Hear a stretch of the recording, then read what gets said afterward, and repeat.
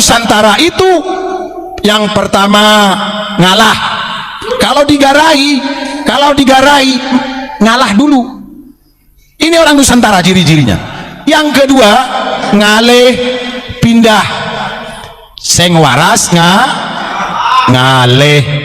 Sudah ngalih masih digarai lagi ngambuk. Nggak perlu mendoktrin orang Indonesia dengan doktrin agama yang berlebihan. Kadang-kadang kita ini geli dengernya.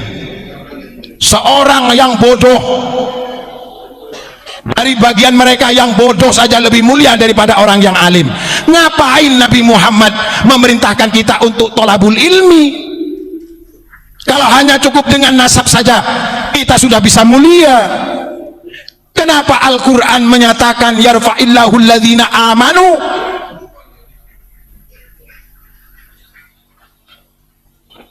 Sementara hanya bandrolan nasab saja kita sudah bisa mulia.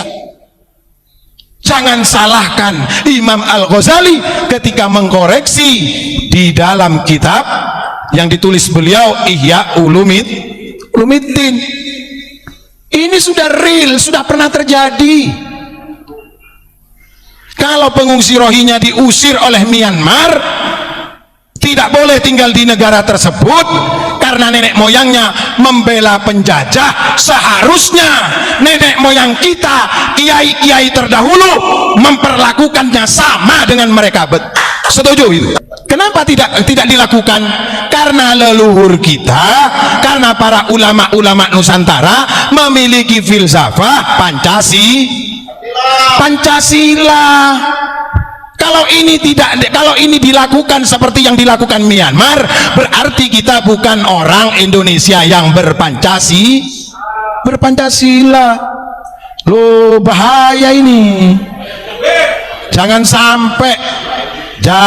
sampai kedaulatan negeri kita, keamanan masyarakat kita, saudara kita yang seagama, yang senegara. Aceh itu mayoritas Islam loh. Ayo sekarang tolong dijawab itu. Mana dulu provokator yang mengatakan pemerintah bila menolak pengungsi Rohingya adalah pemerintahan komunis? Monas dijadiin tempat perkumpulan. Cie kagak malu sama yang bangun Monas. Cie Istiqlal dijadikan tempat tidur. Nggak malu sama arsiteknya Istiqlal. Cie lepok kusia. Ayo panjenengan tuan-tuan yang mengaku keturunan Nabi Muhammad, kita rebut makam Nabi Muhammad Masjid Nabawi dari Wahabi. Ayo kita rebut. Berani enggak? Jangan jual cucu Nabi Muhammad di Indonesia loh. Kalau kagak berani merebut Masjid Nabawi. Betul? Salam Pancasila.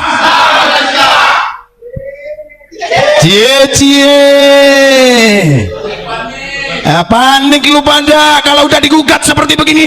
Panik lu bro. Sweet. Siapa yang menyelamatkan makam Nabi Muhammad? Sejarah mencatat, yang pertama Komite Hijaz, yang kedua yang menyelamatkan makam Nabi Muhammad adalah Abuya Mama Armin Cibuntu, Pandeglang, Banten.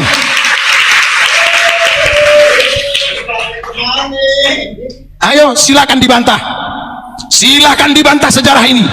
Ketika suku Arab Kut ingin menghancurkan makam Uhud dan makam Nabi Muhammad, Mufti Madinah minta tolong kepada Syekh Nawawi. Syekh Nawawi mengamanatkan kepada Abuya Mama Armin untuk memimpin pasukan yang berjumlah 45 pasukan. Loh, cuma 45 pasukan. Lu teriak-teriak di bumi Indonesia dengan mengangkat pedang. Jangan ajari orang Indonesia mengangkat senjata bro. Karena yang memerdekakan negeri kami Indonesia bukan leluhurmu, tapi leluhur kami.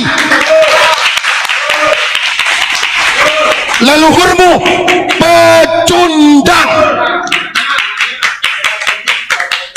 Jarkoni. wani ngajari wedi ngelakoni.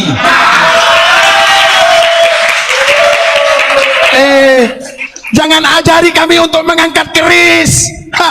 Kecil itu.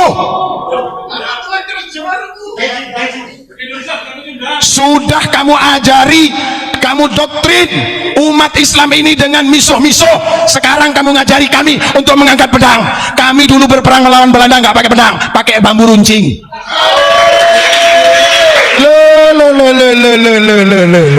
Gak bahaya ta? Bilang aja lu pengen beli Ferrari. Ini pencerdasan. Ingat, kepada siapa saja komponen bangsa Indonesia, baik guru, santri, ustadz, kiai, mencerdaskan kehidupan bangsa Indonesia, dilindungi oleh undang-undang. Jangan mau kita sekarang dibodoh-bodohi. Mon kibadah kiai didoktrin biareng lain dengan mengangkat senjata. Kita jihad, jihad kamah. Mau jihad kemana?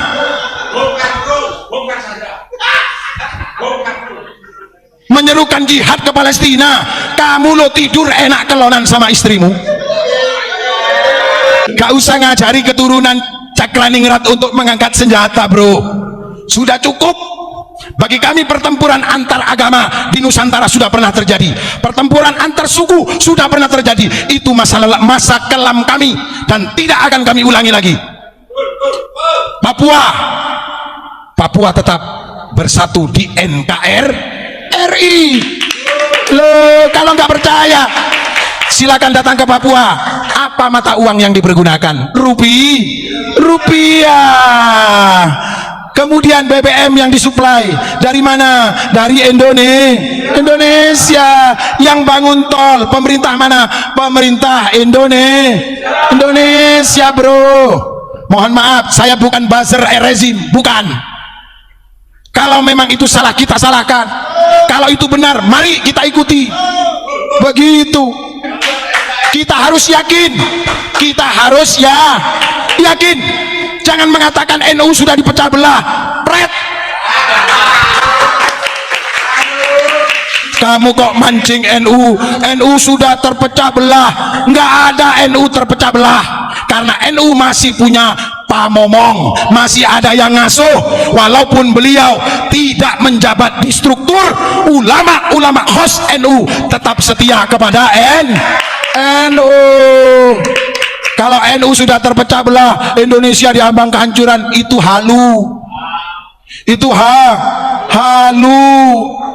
Nggak usah dibesar-besarkan. Kamu sudah berjuang di NU apa? Apa yang sudah bisa kamu berikan kepada NU? Jangan kamu berprinsip apa yang saya bisa dapatkan dari NU. Karena NU bukan ladang mencari penghidupan, tapi bagaimana menghidupkan NU. Alhamdulillah, ternyata ulama khos Nahdlatul Ulama masih solid. Jangan framing umat ini dengan framing bahwasanya kiai-kiai NU sudah pecah. Jangan eman lambe mutu turah. Inilah kalau ingin tahu sejarahnya sekarang. Rohingya bergejolak di Lok Sumawe, bergejolak di Sabang, bergejolak di Aceh. Jangan diam kalian yang memaksa Rohingya untuk masuk ke Indonesia.